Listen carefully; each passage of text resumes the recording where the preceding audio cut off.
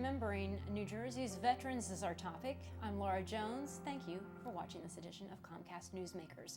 With me is Bernadette Blackstock. She is the CEO of People for People Foundation and is also involved in Wreaths of Remembrance, which we'll get to that project. But if you could first welcome to the show. Thank you for having me. And tell us a brief description about People for People Foundation.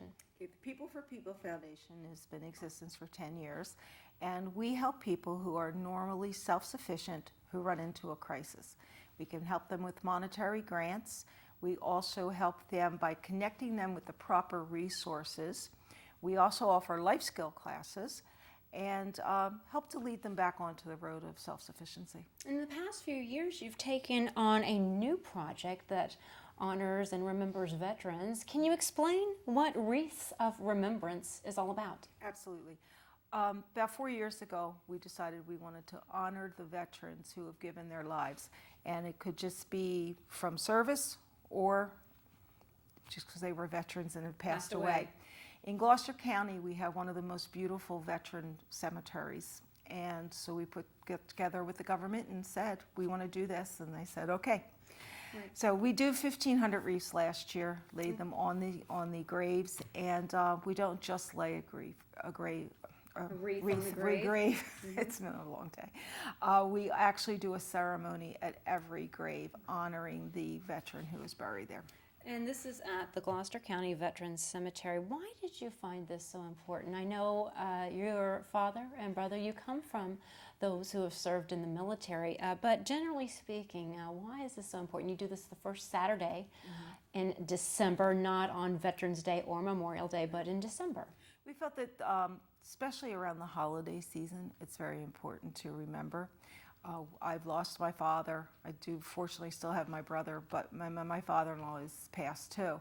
But it's been very important in our activities with veterans. We do a veterans picnic in the fall, and we really felt that this was the time to memorialize and to remember.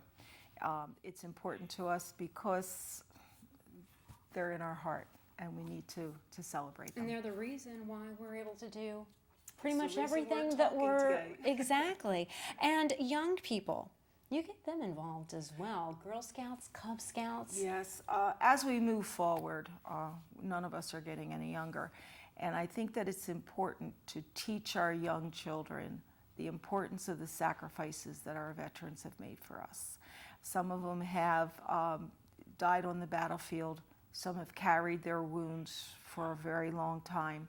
Some still haven't even found their wounds yet. And we see that in the PSTDs that are coming out. So it's just important for the younger generation to understand the sacrifice that we have made and that our veterans have made for them. As a child, my family members, uncles, grandfathers served in World War II, and sometimes it would seem a little bit of a bore to listen about the stories. Although World War II veterans don't always share their stories, but this is an opportunity, as so many of the World War II veterans are getting older, to be able to talk to living history, and that must be something invaluable as we close out this session here. It's very important that the younger people talk to the veterans and find out what they've been through. All right, and then they're able to pass that along to the other generations, and so that they remember the sacrifices that were made. And that's the important thing. We close every graveside ceremony with, "We will never forget." We will never forget. Well, we thank you, and this ceremony is coming on December 7th. You have over 700 volunteers who helped last year, and you'll be laying 1,800 wreaths, which is 300 more than last year. 300 more passed away. Thank you so much, and we thank you for watching this edition of Comcast Newsmakers. I'm Laura Jones. We'll see you next time.